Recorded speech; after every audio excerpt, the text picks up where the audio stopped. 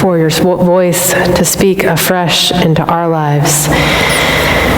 And so we ask that the words of my mouth and the meditations of all of our hearts would be pleasing to you. And where we depart from your Spirit, O God, may that quickly fall away.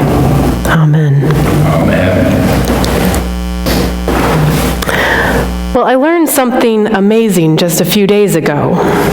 There's a researcher named Lilik Hadney at Tel Aviv University who discovered that flowers can hear, so to speak, bees buzzing, and when they hear that buzzing, it makes their nectar sweeter. Or more precisely, as the article reads, her team found that within minutes of sensing vibrations from pollinators' wings, the plant temporarily increased the concentration of sugar in the flower's nectar. In effect, the flowers themselves served as ears, picking up specific frequencies of bees' wings while tuning out irrelevant sounds like the wind. Honestly, I'm in awe and a bit dumbfounded about this. Somehow, the flower perceives the bee's presence through these vibrations and anticipates its needs. Now, I know, flowers have a vested evolutionary interest in bees, but it's incredible, isn't it? Yes. Here are these two living things that have such a symbiotic relationship of care and mutual support for one another. I remember feeling the same way when I was nursing my daughter, Joelle. When she cried, it was like my body was being cyber-hacked, and I would immediately start producing milk.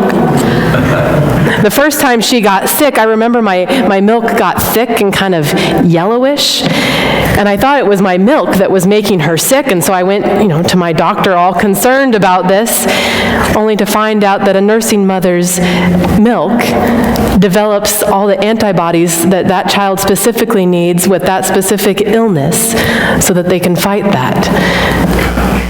It's this relationship of mutual support and care.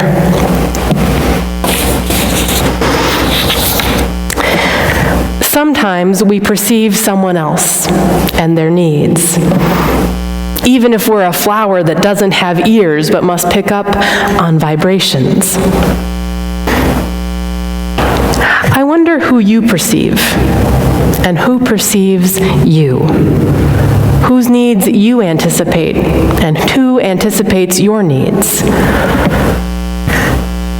And if you're struggling to answer that question, think back over your last week and ask yourself something really simple.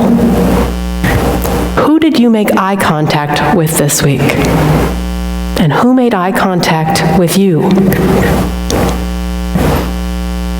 Sometimes it's just a moment's eye contact that's all it takes to perceive another, to sense their needs, and to participate in their care. I read an article recently that said that most homeless individuals can go the entire day, oftentimes longer, without having a single person make eye contact with them. And these homeless individuals, they describe that it starts to feel like they're just this ghost floating through the world, this world in which they're invisible. I've been told by people who were once thin, who become obese, that the same thing happens to them. As if the bigger they become, the more slowly they start to fade from view of the world. Biological males who transition to female describe a similar experience of erasure. As a society, we are really good, it seems, at averting our eyes and therefore our awareness from those who are in pain or in need. And often we do it without even being conscious of it. I've probably heard this story of Jesus and this man at this healing pool of water, 100 times. But I had never noticed this one particular detail until this week. When Jesus asks the man if he wants to be healed, the man tells him that he's already been trying. You see, while others lying around the pool are paralyzed, stuck, or unable to move themselves into the water, this man is actually physically capable, if a bit limited. He manages to get himself down to the water's edge, but for 38 years, people have been cutting in front of him, blocking his access. For 38 years, he and his needs have been invisible, unacknowledged, unanticipated, uncared for. For 38 years, he didn't need someone to heal him or even to put him in the water. He just needed someone to step aside and make room for him. For 38 years. Can you imagine? So perhaps the biggest miracle of our story is that Jesus actually makes eye contact with him, talks to him, acknowledges him, makes room for him in his time, his journey, his day. Heck, maybe it's even that he asks if he wants to be healed, gives him some agency over his own body. How empowering that must have been after years of being held back, controlled by the actions of others, his needs ignored. I hesitated to bring this up this week. In fact, when I started writing my sermon this week and I realized I was talking about mothers and babies, I thought, oof, mothers and babies, maybe I don't want to touch that with a 10-foot pole this week. But as a UCC colleague of mine put it in her sermon last week, sometimes not talking about the hard things is a form of pastoral malpractice. I would be treating you as invisible and not acknowledging your pain or your needs if I skirted around that subject today. I know there are some of you who are feeling pretty raw and pretty terrified this week after the laws passed in Georgia and Alabama and elsewhere, essentially reversing Roe versus Wade. I know there are many here in this room who have painful stories of when you had to make that excruciating choice, and that there are many of you who know someone who's had to make that choice. And I know there are probably some of us sitting here in this room who really don't like abortion. Here's the thing. I am deeply concerned about the ways the stories and the lives of women, which are already underseen, will now be sent even deeper into hiding, where no one can or will see their pain, be able to anticipate their needs, or make room for them.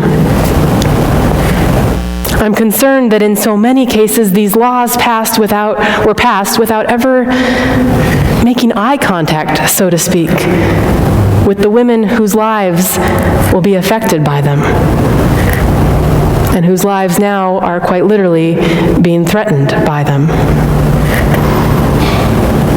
I'm concerned that children will be born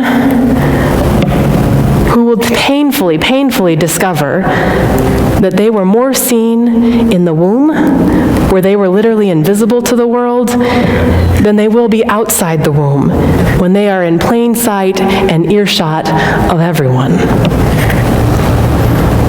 If our lawmakers could only respond to babies outside the womb the way a nursing mother's body responds to her child, hearing that cry and feeling compelled to make healthcare, education, food, and shelter easily accessible. If only our lawmakers could stop and make eye contact with the women who are having to make these gut-wrenching choices, who have all this instinct and intuition inside of them about what's best for their bodies and their children, for these fetuses growing within them. If only they could ask, what do you want? Give them agency over their own bodies the way Jesus did with that man laying there at that pool that day.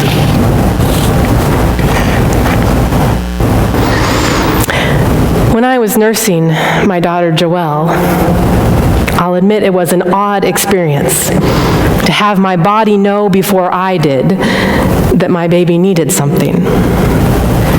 And perhaps the only way I could have stopped the care for my child that was quite literally and voluntarily flowing out of me would have been to stuff earplugs in my ears and close my eyes tight.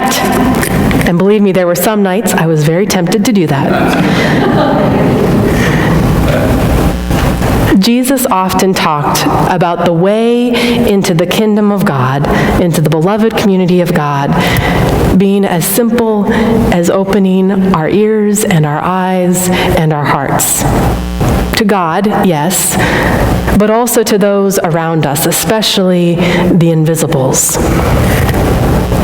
As simple as sensing the vibrations of need in this world and starting to produce love. Sometimes I find it remarkable that God gives us so much agency over our own spirits and lives, paths and bodies. You know, God could so easily decide just to hijack us, use us as vessels without our consent.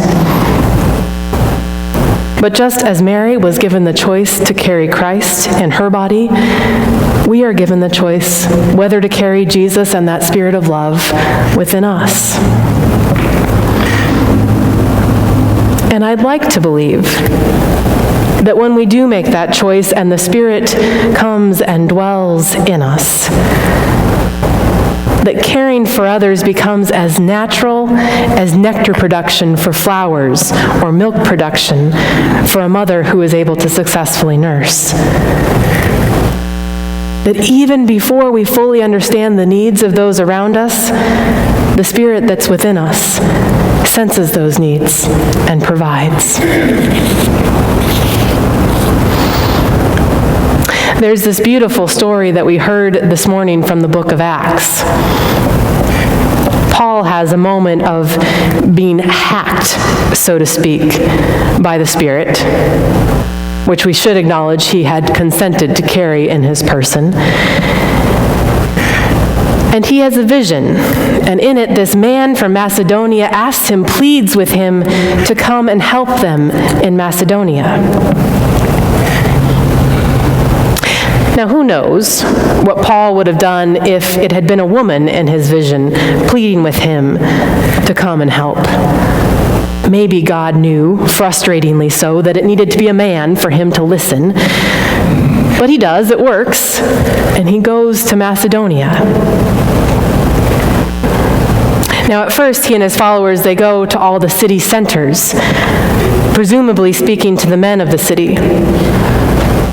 But on the Sabbath day, they make their way to the outer edges of the city, the margins, if you will, to a place where they think people will be praying. And they do something completely countercultural. They actually perceive and acknowledge the presence of the women there, and they start talking to them. They start talking to them the way that Jesus did when he met that Samaritan woman at the well, the way Jesus did when he met that man at that pool of healing water. Now, maybe they were just trying to find inroads with the men of Macedonia. They likely have no idea what this simple act of seeing and listening and talking with the women will lead to. But there's one woman there, Lydia. She's been hungry for something. So God somehow transforms that experience with Paul and his companions at the river into exactly the sweet nectar of good news she needs to hear. Now, she might not have ordinarily been the first person they would have sought out to convert. But there at that river of God's love, she can't be held back anymore. Just as the sick man who Jesus encounters can't be held back anymore. Truth be told, at the river of God's love, no one can be held back. Thanks be to God. Amen. Amen. Will you stand and join us for our next song? You'll find it on the screen.